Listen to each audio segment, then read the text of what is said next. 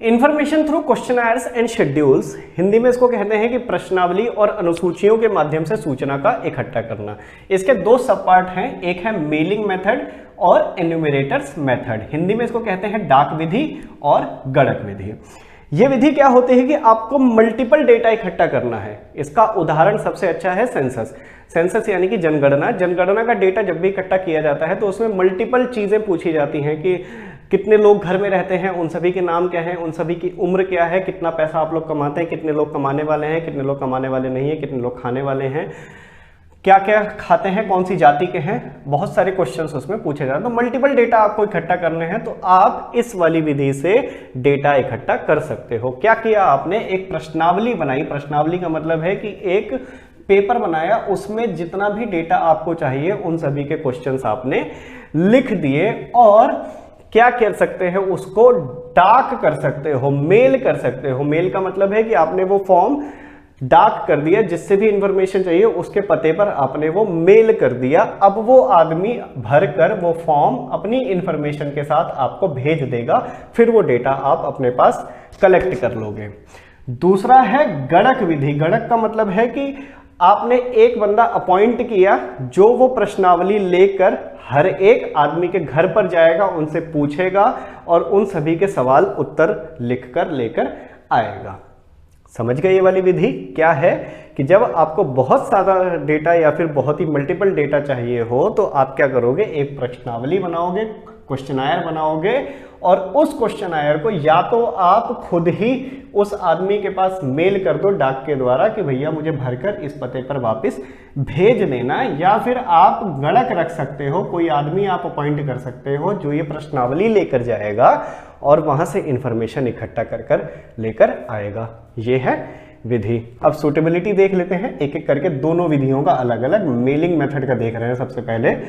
तो सूटेबिलिटी है कि जहां पर वाइड एरिया हो वहां पर ये वाली विधि काम में आती है। बहुत बड़े क्षेत्र के लिए हो तो सभी बहुत सारी इंफॉर्मेशन चाहिए हो तो, और बहुत ही एक्यूरेसी के साथ इंफॉर्मेशन चाहिए हो तो ये वाली विधि काम में आती है।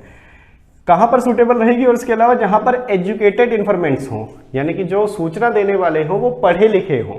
आपने प्रश्नावली तो बना दी कि इसे भरकर भेज दो मुझे, लेकिन वो पढ़ा लिखा ही नहीं है, लिख ही नहीं पाएगा, पढ़ ही नहीं पाएगा, है क्या, कागज फाड़ के फेंक दिया। तो जहां पर भी एजुकेट इन्फॉर्मेंट्स हो वहां पर ही ये वाली विधि काम में आती है। मेरिट्स क्या है, इकोनॉमिकल है यानी कि ना ज़्यादा खर्चीली है और ना ही कम खर्चीली है। डेटा में ओरिजिनलिटी मिलती है, ओरिजिनल होते हैं डेटा। वाइड क्षेत्र के लिए होगी तो बहुत ही वाइड कवरेज इसमें मिलेगा।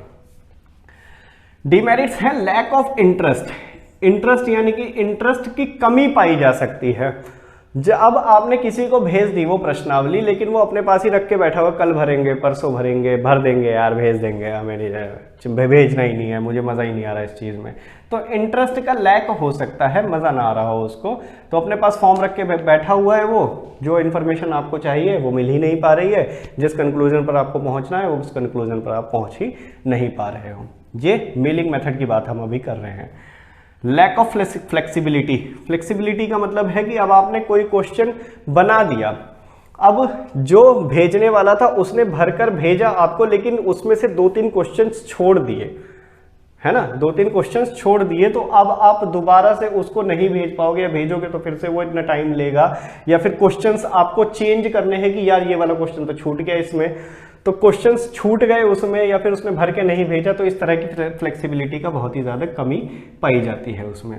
लिमिटेड यूज होते हैं। अब क्वेश्चंस आपने अपनी सुविधा के अनुसार या फिर जो आपको उपयुक्तता थी, जो आपका ऑब्जेक्टिव था, उसके हिसाब से ही आपने क्वेश्चंस उसमें बनाए। बाद में हो सकता है किसी और को डेटा वो चाहिए हो, तो जो डेटा उसके काम का है वो आपने इकट्ठा नहीं किया था, तो लिमिटेड यूज यानी कि आपने अपने लिए ही वो डेटा इकट्ठा किया है, तो लिमिटेड यूज के लिए ही काम आता है। एक्यूरेसी थोड़ी सी लेस हो सकती है इसमें, हाई एक्यूरेसी के बाद भी कुछ तक कुछ लेस हो सकता है। हो सकता है कि जिस आदमी ने डेटा इन्फॉर्मेशन भर के भेजी उसमें लिखा हुआ था कि क्या नाम है, अपना वेतन लिखो, सैलरी लिखो, तो सैलरी ज़्यादातर लोग अपनी कम ही लिखते हैं हमेशा, तो एक्यूरेसी वहाँ पर कम हो सकती है। ये हो गई मेलिंग मेथड की सूटेबिलिटी। अब देखो गणक विधि, एन्यूमरेटर्स मेथड क्या होता है इसमें कि आपको इन्फॉर्मेशन चाहिए, आपने एक प्रश्नावली बनाई, क्वेश्चनर बनाया और आपने बंदे अपॉइंट किए, उनको समझाया कि क्या क्या क्वेश्चंस आपको वहां जाकर पूछने हैं और इसके उत्तर लिखकर लेकर आओ हमारे पास, फिर आपने वो डेटा ले लिया। तो एन्यूमरेटर्स मेथड कहां पर सुटेबल रहेगा? जहां पर भी बड़े क्षेत्र का डेटा इकट्ठा करना हो और बहुत सारा मल्टीपल डेटा इकट्ठा करना हो, वहां पर ये वाली विधि काम में आती है। स्पेशल स्किल्ड इन्वेस्टिगेटर्स चाहिए। आपको लगता है कि ये जो मैंने क्वेश्चन बनाया है ये आम जनता के समझ में नहीं आएगा, या हो सकता है कि आपने हिंदी में क्वेश्चनर बनाया या फिर इंग्लिश में क्वेश्चनर बनाया, लेकिन जहां पर गया तमिलनाडु में चला गया, वहां पर ज्यादातर लोगों को हिंदी आती ही नहीं, भर ही नहीं पा रहे हैं, या फिर उत्तर प्रदेश में चला गया जहां पर ज्यादातर लोगों को अंग्रेजी आ ही नहीं रही, भर ही नहीं पा रहे हैं। तो स्किल्ड इन्वेस्टिगेटर्स चाहिए जो ये क्वेश्चन समझ पाए ठीक से और उनके सटीक उत्तर भरकर ला पाए, वहां पर ये वाली विधि काम में आती है।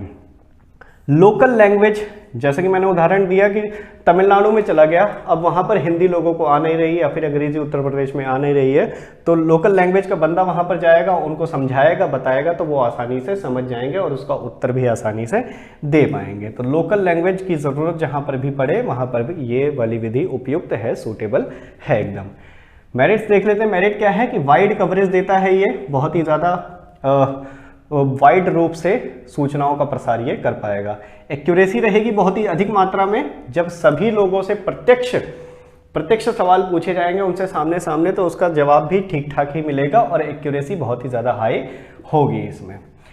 पर्सनल कांटेक्ट रहेगा हर किसी के साथ में, सभी से बातचीत होगी, सभी से सामने सामने प्रश्न पूछकर लाया जाएगा। इम्पार्शियलिटी होगी इसमें। अब जो आदमी गया है वहां पर सूचना इकट्ठा करने के लिए, जो आपने अपॉइंट किया है, हो सकता है, संभावना बहुत ही कम है हालांकि उसी गांव का हो, लेकिन इस तरह की बहुत अधिक संभावना रहती है कि वो कहीं और से अपॉइंट किया है, बहुत ही बड़ा क्षेत्र उसको दिया गया है कि इस बड़े क्षेत्र का तेरे को डेटा इकट्ठा करके लाना है, तो वो सभी से पार्शियल या फिर पक्षपात नहीं कर सकता, इसकी संभावना बहुत ही कम इसमें रहती है। तो इम्पार्शियलिटी रहेगी या फिर कहेंगे बायस्ड इसमें नहीं रहते, तो मेरिट है ये इसका। कंप्लीटनेस चाहिए जहां पर आपको, या फिर ये कहें कि इस विधि में कंप्लीटनेस आती है। मेलिंग मेथड में जैसा कि मैंने बताया कि हो सकता है 2-3 क्वेश्चंस ना समझ में आए जवाब देने वाले को, तो वो छोड़ सकता है, लेकिन यहाँ पर आपने ट्रेंड इन्वेस्टिगेटर भेजा है जहां पर उसको हर एक सवाल का मतलब पता है, तो वो सवाल के हर एक सवाल के आंसर भी लिखकर लेकर आएगा। तो कंप्लीटनेस होती है इस वाली विधि में। डीमेरिट्स देख लेते हैं। डीमेरिट्स क्या है? बहुत ही एक्सपेंसिव है ये वाली विधि, ये मेथड बहुत ही खर्चीला है। इतने ज़्यादा गणक इकट्ठे करेंगे, उनको खाने पीने का खर्चा देंगे, उनको वेतनमान देंगे, तो बहुत ही खर्चीली होती है ये वाली विधि। अवेलेबिलिटी ऑफ एन्यूमरेटर्स, जो भी गणक है हो सकता है कि उस समय गणक ना मिले, है ना, इनकी अवेलेबिलिटी हो भी सकती है, नहीं भी हो सकती, एक क्षेत्र में अवेलेबल है दूसरे क्षेत्र में अवेलेबल नहीं है, तो अवेलेबिलिटी का सवाल भी हमेशा बना रहता है। यहाँ पर टाइम कंज्यूमिंग है बहुत ही ज़्यादा, सभी लोगों से इन्फॉर्मेशन इकट्ठा करके ले आना, इतने सारे सवाल पूछना, बहुत ही ज़्यादा टाइम इसमें लगता है। प्राइवेट इन्वेस्टिगेशन के लिए या फिर इन्वेस्टिगेटर्स के लिए नहीं होती ये विधि, वो इस विधि को ज़्यादा प्रेफर नहीं करते क्योंकि ये बहुत ही वाइड एरियाज़ के लिए है, बहुत ही ज़्यादा पैसा खर्च होता है, तो बहुत ही तगड़ा अगर किसी के पास में ऑब्जेक्टिव है तो ही प्राइवेट इन्वेस्टिगेटर्स इसमें घुसते हैं, वरना इसमें हाथ डालना ज़रूरी नहीं समझते। गवर्नमेंट ही इसमें इतना सारा पैसा खर्च कर सकती है, वो ही इस तरह की विधियों का प्रयोग करके डेटा इकट्ठा करती है, जैसे सेंसस इसका सबसे अच्छा उदाहरण है। तो यहाँ पर ध्यान देना, जो information through questioners and schedules है और एन्यूमरेटर्स विधि है या फिर गणक विधि है, ये डायरेक्ट पर्सनल इन्वेस्टिगेशन का एक रूप हो सकती है। पर क्योंकि डायरेक्ट पर्सनल इन्वेस्टिगेशन का मतलब यहाँ पर ये है कि आप खुद जा रहे हो, यहाँ पर आपने एक थर्ड पर्सन भेजा है, लेकिन वहाँ इस वाली विधि में आप खुद जा रहे हो डेटा इकट्ठा करने, तो ये फर्क है इन दोनों में। तो ये हो गए चारों के चारों विधियां किस तरह से आप डेटा इकट्ठा कर सकते हो। अब हम देखते हैं कि एक अच्छी प्रश्नावली बनती कैसे है।